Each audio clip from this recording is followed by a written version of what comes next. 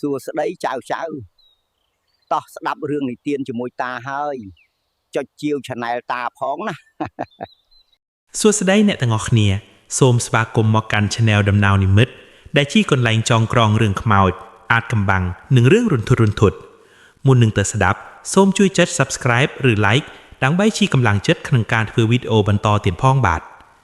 រឿងរ៉ាវដែលយើងនឹងរៀបរាប់នៅយប់នេះជាបទពិសោធន៍របស់បងធីជាហេតុការណ៍ដែលកើតឡើងក្នុងអំឡុងពេលដែលបងធីនិងក្រុមមិត្តភក្តិបានទៅលេងសមុទ្រនៅម្ដុំមាត់ឆ្នេរហើយបានជួលទូកចេញទៅស្ទូចមឹកកំដៅអាត្រៀតរឿងនេះបង្រៀនឲ្យដឹងថាពេលទៅទីកំលែងផ្លែកមុខផ្លែកមាត់កុំចេះតែនិយាយមិនដឹងអីឬមើងងាយអ្វីផ្ដេសផ្ដាសឲ្យសោះបងធីនិងមិត្តភក្តិជិតស្និទ្ធពីរនឹងទៀតគឺ Boy និងតាំបានណាត់គ្នាទៅលេងសមុទ្រចង់ទៅស្ទូចមឹកបែបឯកជនក៏ទៅតាក់តងជួលទូកនេសាទទុយមួយរបស់អាអ្នកស្រុកឲ្យជួនចេញទៅស្ទូចមឹកពេលយប់ព្រមព្រៀងដើម្បីគ្នាស្រេចបាច់តែកងទូកមើលទៅជាអ៊ំម្នាក់ចិត្តល្អគាត់ប្រាប់ថាយប់នេះរលកស្ងប់ប្រហែលជាស្ទូចបានមឹកច្រើនលុះដល់វេលាម៉ោង 8 យប់ទាំង3នាក់ក៏លើកអីវ៉ាន់ឡើងទូកត្រៀមភេសជ្ជៈនិងនំចំណីទៅញ៉ាំតាមបែបកំឡោះ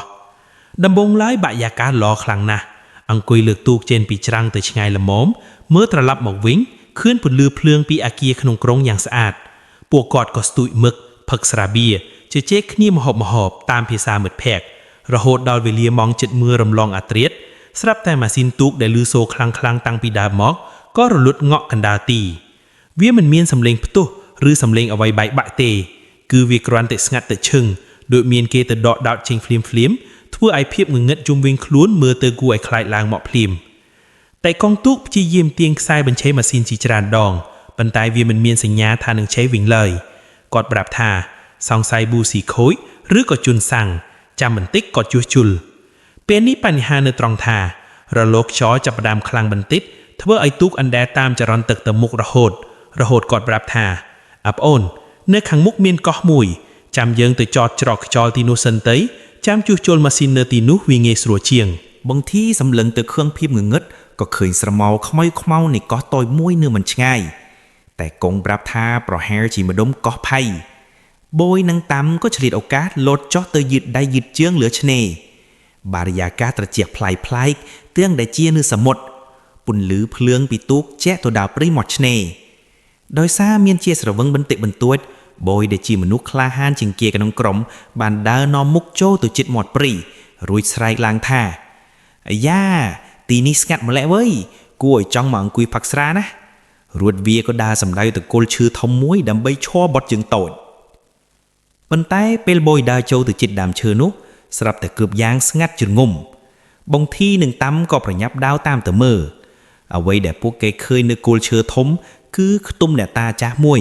សភាពបាក់បែកខ្ទេចខ្ទីដំបូលផ្អៀងចំហៀងមានរូបតុក្កតារបាំបាក់ដីបាក់ជើងរាយប៉ាយពេញដីមើលទៅប្រហែលជាគេដាក់តាំងរាប់សិបឆ្នាំមកហើយ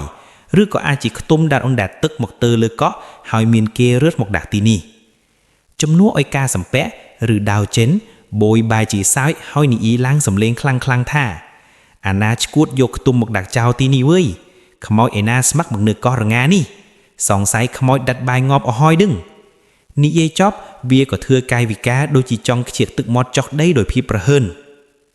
វិនាទីនោះឯងស្រាប់តែខ្យល់សមុទ្រដែលកំពុងបក់ខ្លាំងមិញនេះក៏ឈប់ងក់ភ្លាមដូចមានគេបិទកង្ហា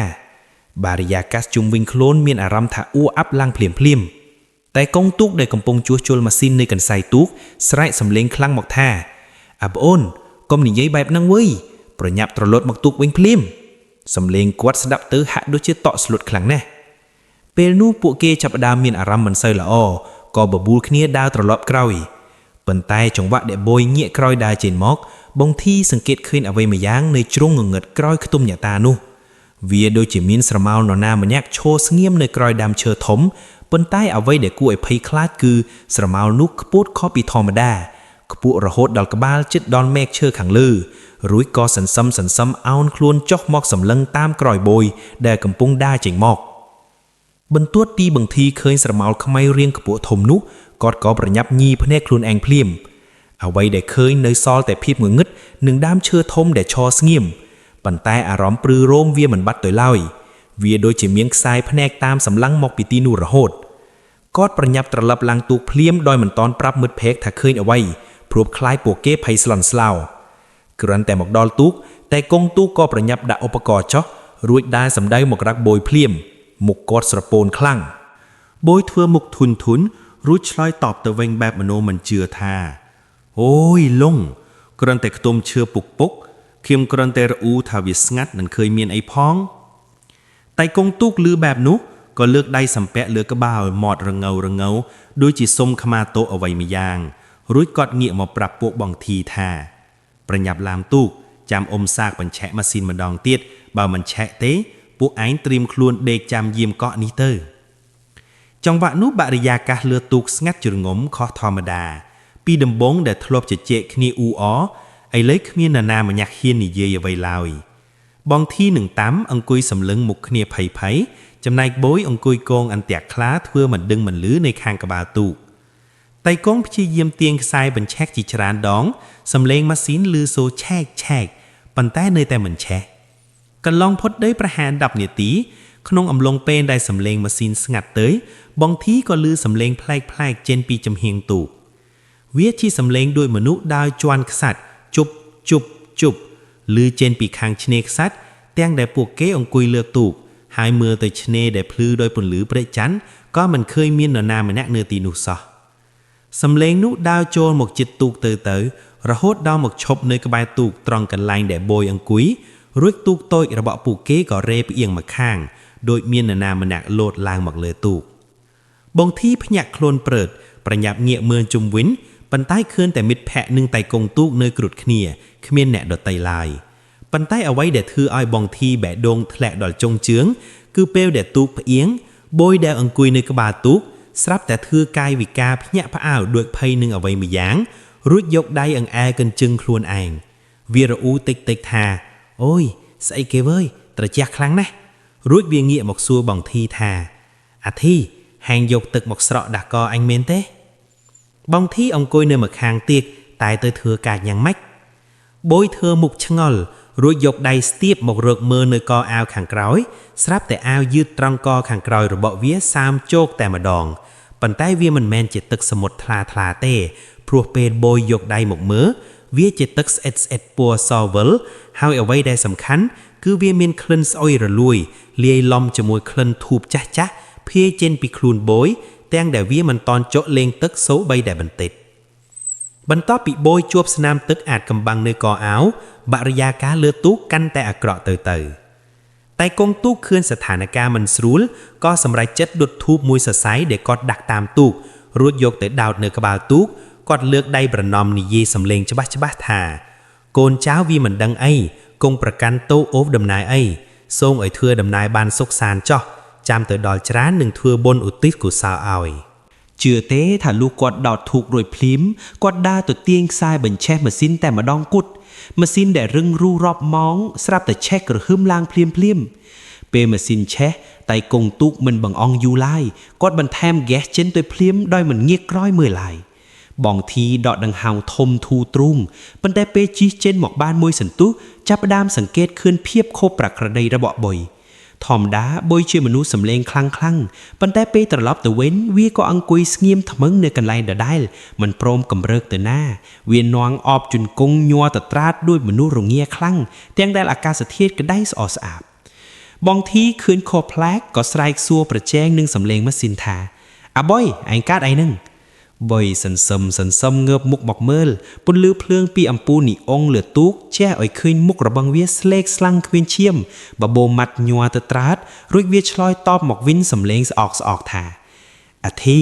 អញធ្ងន់ស្មាខ្លាំងណាស់ធ្ងន់រហូតដល់ទ្រាំមិនចង់ជាប់ហើយតាមដែលអង្គុយក្បែរនោះក៏កេះដៃបងធីតិចរួចបងធីក៏ងាកទៅមើលតាមដែលមិត្តប្រាប់អ្វីដែលឃើញគឺនៅម្ដុំកន្សៃទូកដែលតៃកងទូកកំពុងឈរបើកវាមានកម្រិតទាបជាងធម្មតា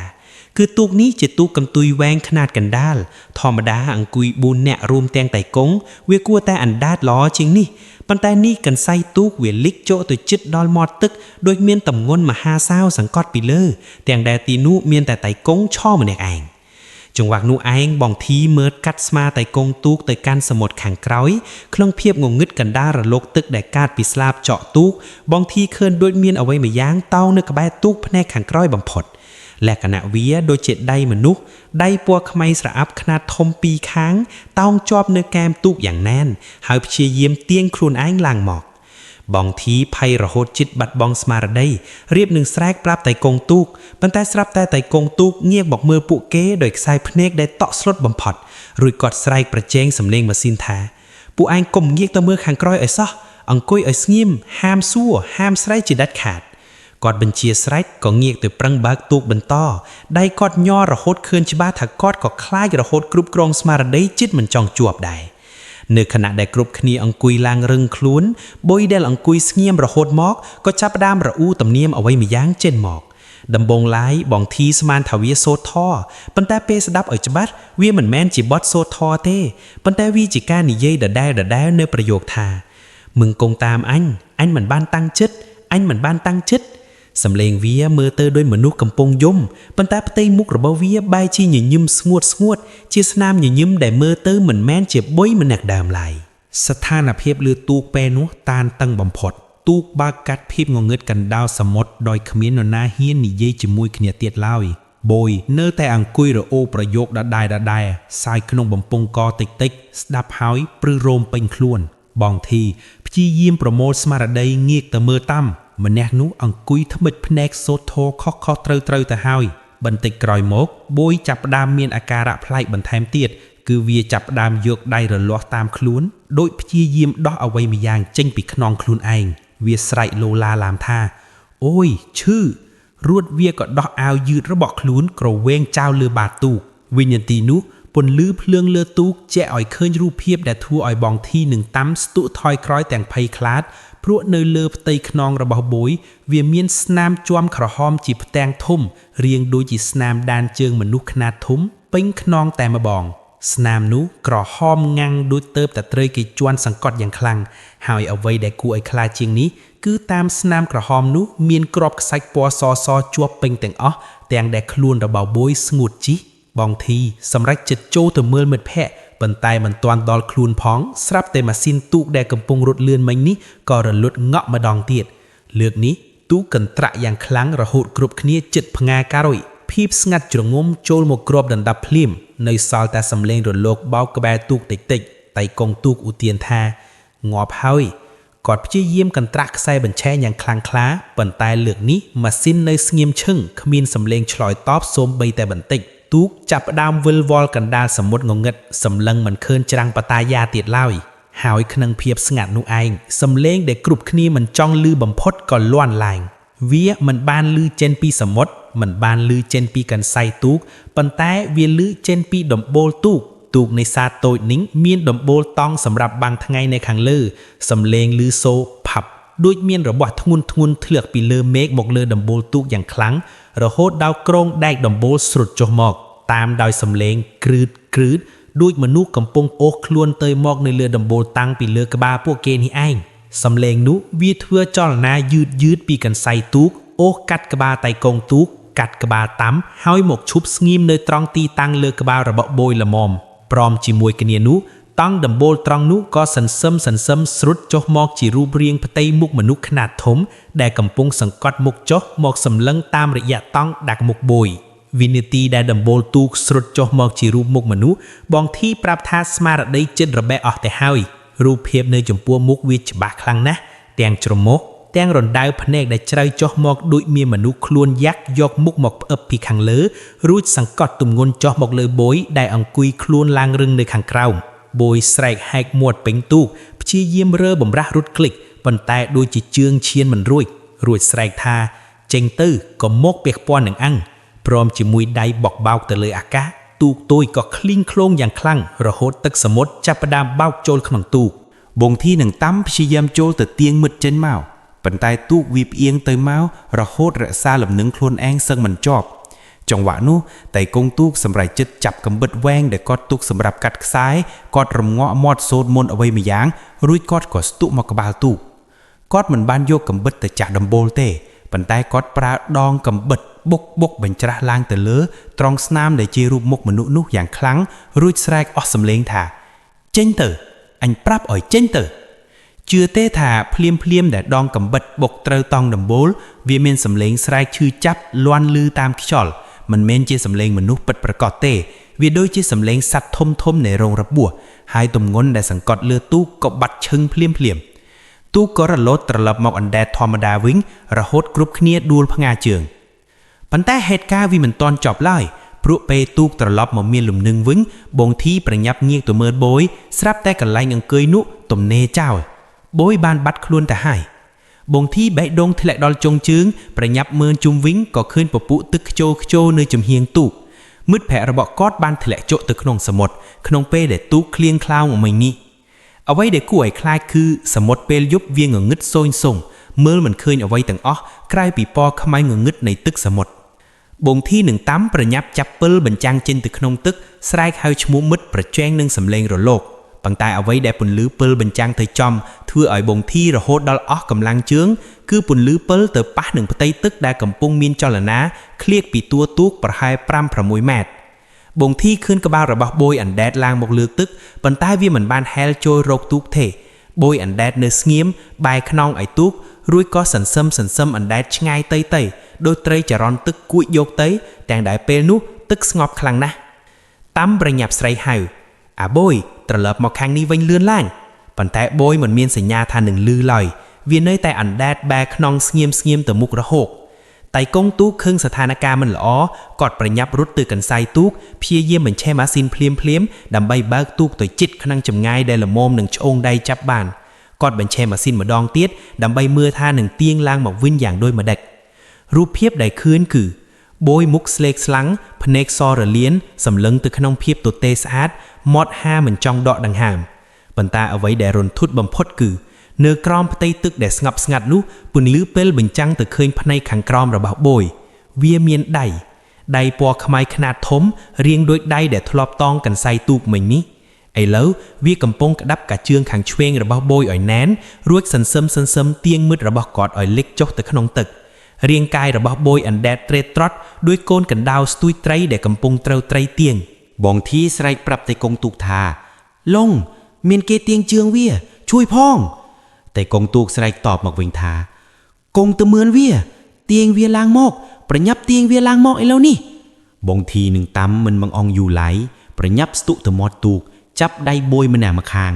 រួចបញ្ចេញកម្លាំងទាញអក់ពីជីវិតដើម្បីអូសមិត្តឡើងមកលើទូកឲ្យបានមុននឹងវាលិចបាត់ទៅចំពោះមុខ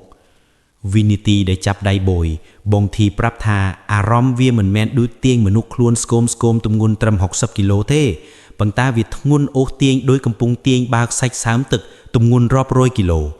អ្វីដែលសំខាន់គឺកម្លាំងទាញពីក្រោមទឹកវាមហាសាលខ្លាំងណាស់ដោយកំពុងលេងទាញប្រត់ជាមួយនរណាម្នាក់ដែលនៅខាងក្រោមពួកគេស្រែកប្រាប់គ្នាឲ្យប្រឹងទាញរហូតសរសៃកឡើងប៉ោង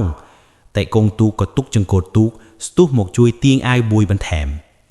ចង្វាក់ដែលកំពុងយឺតយោងគ្នានោះស្រាប់តែកម្លាំងទាញពីក្រោមទឹកក៏របូតវោកទៅភ្លាមដោយម្ខាងនោះព្រមលែងដៃ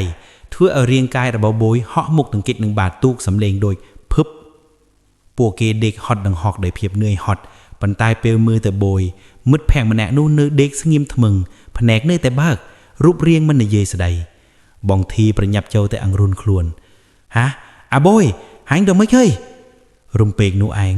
បូយស្រាប់តែធ្ញាក់ព្រឹតឡើងយ៉ាងខ្លាំងខ្លួនវាបត់ដោយបង្កងដោយមនុស្សឆ្លុះទឹកប៉ុន្តែអ្វីដែលខ្ជាក់ចេញពីមាត់របស់បូយវាមិនមែនជាទឹកសមុទ្រទេវាជាខ្សាច់សមុទ្រពណ៌សមាត់លាយជាមួយទឹកស្អិតពណ៌ខ្មៅចេញមកយ៉ាងសន្ធឹកសន្ធាប់បងធីនឹងតាមសម្លឹងមុខគ្នាឆ្ងល់វាមិនអាចទៅលួចទេដែលមនុស្សធ្លាក់ទឹកតែមួយផ្លែតនឹងលេបខ្សាច់ចូលទៅក្នុងពួកបានច្រើនដល់ថ្នាក់នេះព្រោះកន្លែងដែលធ្លាក់ទៅគឺជាទឹកជ្រៅលុះខ្សាច់របូតចេញពីកបួយអស់វាក៏ងើបមុខមកមើលមិត្តភក្តិកែវភ្នែករបស់វាផ្លាស់ប្ដូរទៅវាមើលទៅទទេស្អាតនិងត្រជាក់ស្រងប់ខុសធម្មតារួចវាក៏ញញឹមនៅកាច់ជ្រុងមាត់និយាយចេញមកដោយសំឡេងស្អកស្ដាប់ទៅដូចមនុស្សចាក់ថាអញប្រាប់ហើយថាមន់កុំមកពាក់ពួននឹងជីវិតអញវិនិតិដែលសំឡេងស្អកនោះរបូតចេញពីមាត់បូយបរិយាកាសលឿទូកផ្លាស់ប្ដូរភ្លាមបងធីប្រាប់ថាព្រឺរោមពេញខ្លួនព្រោះសំឡេងនោះមិនមែនជាសំឡេងមិត្តរបស់គាត់ប្រកបណាស់ វាស្ដាប់ទៅកាយសាហាយនឹងគួរឲ្យគោរពកោតខ្លាចដោយសំឡេងមនុស្សចាស់ដែលកំពុងខឹងសម្បាខ្លាំងបូយឬអ្វីដែលនៅក្នុងរាងកាយបូយសន្សឹមក្រោកឈរយឺតទាំងដែលទូកនៅឃ្លៀងឃ្លួងប៉ុន្តែវាក្រោកឈររក្សាលំនឹងបានយ៉ាងស្ងៀមស្ងាត់សម្លឹងមុខគ្រប់គ្នាដោយកែវភ្នែករឹងកំព្រឹកហើយភ្លាមវាក៏ស្ទុះចូលមកបំរុងនឹងច្របាច់កតាំដែលអង្គុយនៅជិតបំផុតតាំស្រែកផ្អើលហេអាប៊ុយហាញធ្វើចកូតអីហ្នឹងសំណាងឡដែលតែកងទូករហ័សជាងក៏ទុកចង្កូតទូកស្ទុះចូលមកចាប់កដៃប៊ុយទុករួចគាត់ស្រែកដាក់មុខថាឯងជីណូណាចង់បានអីនេះកូនចាយវាមិនដឹងអីទេលែងវាទៅឲ្យលៅនេះប៉ុន្តែប៊ុយបាយជីសើចរួចរលាស់ដៃតែមួយតុងហឹងតែកងទូកហោះទៅទង្គិចនឹងតួទូកតែម្ដងកម្លាំងវាមហាសាលខុសពីមនុស្សលោកធម្មតាបងធីឃើញស្ថានភាពមិនស្រួលប្រញាប់លោតទៅអោបពីក្រោយប៊ុយព្យាយាមសង្កត់ឲ្យវាណាំងចុះអាប៊ុយតាំងស្មារតីវិញនេះអញតើមុតហែងហ្នឹងប៉ុន្តែប៊ុយរើបំរាស់ស្រែកក្រហមសំលេងខ្លាំងដោយសัตว์ព្រីរហូតបងធីនឹងតាំស្ទើរតែទប់មិនជាប់ចង្វាក់នោះឯងតែកងទូកឆក់យកខ្សែកព្រះនៅករបស់គាត់ចេញមកជាខ្សែកព្រះកញ្ចប់ធំគាត់កាន់ទុកយ៉ាងណែនរួចលើកដៃសំពាក់សូត្រមន្តសំលេងខ្លាំងប្រជែងនឹងសំលេងរលកខ្យល់ដែលបុកខ្លាំងឡើងរហូតទូកយល់ទៅមកគួរឲ្យខ្លាចគាត់ដើរចូលមកគៀកខ្លួនប៊ុយរួចយកខ្សែកព្រះនោះវត្តចុះទៅចំកណ្ដាលក្បាលប៊ុយជឿទេថាភ្លាមដែលខ្សែកព្រះប៉ាក់ក្បាលប៊ុយវាក៏ស្រែកសំឡេងស្រួចខ្ពស់រហូតដល់ស្អែបក្រដាស់ត្រជីករាងកាយវាប្រកាច់យ៉ាងខ្លាំងភ្នែករលៀនឡើងលើរួចក៏ដួលក្រឹបចុះទៅដេកស្ងៀមលើបាតទូកបាត់ស្មារតីទៅភាពស្ងាត់ត្រឡប់មកគ្របដណ្ដប់ទូកម្ដងទៀតឮតែសំឡេងដកដង្ហើមហត់របស់គ្រប់គ្នាតែកងទូកមុខស្លេកញើសហូរស្រក់គាត់ប្រាប់សំឡេងខ្លីៗថាវាគ្រាន់តែសន្លប់ទៅទេប្រញាប់យកខ្សែសិលមកចងកដៃវាទុករួចប្រញាប់ត្រឡប់ទៅច្រាំងឥឡូវនេះកុំឲ្យវាភ្ញាក់ឡើងមកទៀតឲ្យសោះបន្ទាប់ពីចងកដៃប៊ុយដោយខ្សែសិលដែលតែកងទូកមានតាមខ្លួនរួចរាល់តែកងទូកក៏ប្រញាប់ត្រឡប់ទៅកន្លែងបើកបរបញ្ឆេះម៉ាស៊ីនទូកម្ដងទៀតលើកនេះម៉ាស៊ីនឆេះងាយស្រួលណាស់គាត់បន្ថែមការអស់កម្លាំងដើម្បីនាំពួកបង្ធីត្រឡប់ចូលច្រាំងបត្តយាឲ្យលឿនបំផុតតាមផ្លូវត្រឡប់ទៅវិញបង្ធីនឹងតាមអង្គុយយាមរាងកាយប៊ុយមិនឃ្លាតឡើយខ្លួនប្រាណរបស់វានៅតែត្រជាក់ស្រែបដូចទឹកកកទាំងដែលអាកាសធាតុលើទូកមិនបានត្រជាក់អីសោះប៊ុយដេកយល់ស្បត់រអើតំអើមស្ដាប់មិនយល់រហូតជួនកាលក៏សើចជួនកាលក៏យំដូចមនុស្សឈួតអ្វីដែលគួរឲ្យខ្លាចគឺចម្ងាយផ្លូវពីកោះនោះត្រឡប់មកច្រាំងបត្តយាធម្មតាប្រាយពេលបើកទូកតែកន្លះម៉ោងក៏គួរតែខឿនភ្លើងក្រុងច្បាស់ហើយប៉ុន្តែនេះទូកបើកជិត1ម៉ោងហើយជុំវិញខ្លួននៅតែងងឹតសូនស៊ុងដោយបើកវល់ក្នុងអាងទឹកពណ៌ខ្មៅមានតែពន្លឺភ្លើងព្រាកពីទូកក្នុងក្រុងដែលមើលទៅយ៉ាងណាក៏មិនជិតចូលមកដល់សោះបងធីចាប់ផ្ដើមសង្កេតឃើញអ្វីមួយយ៉ាងនៅកន្សែងទឹកលងបន្ថែមលឿនទៀតបានទេដូចមានអ្វីមួយយ៉ាងតាមមកបងធីស្រែកប្រាប់តែកងទូកសំឡេងnhỏតែកងទូកមិនងាកមកមើលទេភ្នែកគាត់សម្លឹងត្រង់ទៅមុខយ៉ាងមុតមមរួចស្រែកតបមកវិញតែខ្លីៗថាអ៊ំដឹងហើយពួកឯងកុំងាកទៅមើលអីសោះសូត្រមុនណាមោទុកកុំឈប់សូត្របារិយាកាសពេលនោះសុកត់សង្កិនខ្លាំងណាស់សំឡេងម៉ាស៊ីនទូកលាន់ខ្លាំងប៉ុន្តែដូចទូកមិនទៅមុខសោះតាមអង្គុយថ្មិតភ្នែកសូត្រថ្វាញាប់ស្មេចំណែកបង្ធីបានតែអង្គុយសម្លឹងមើលមិត្តដែលដេកសន្លប់បន់ស្រន់ឲ្យដល់ច្រាំងឆាប់រហូតដល់ស្រាប់តែប៊ុយបើកភ្នែកព្រឺតឡើងលើកនេះវាមិនបានលោឡាទេប៉ុន្តែភ្នែករបស់វាសម្លឹងចិត្តទៅកន្សៃទូករួចនិយាយឡើងតិចនៅប្រយោគមួយថា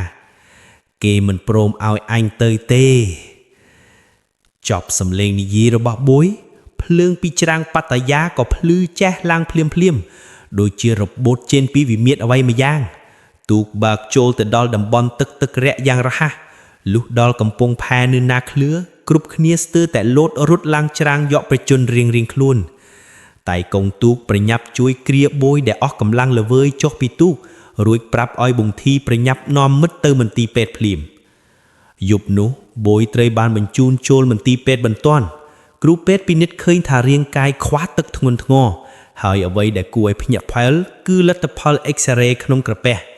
គ្រូពេទ្យសួរបង្ធីដោយទឹកមុខឆ្ងល់ថា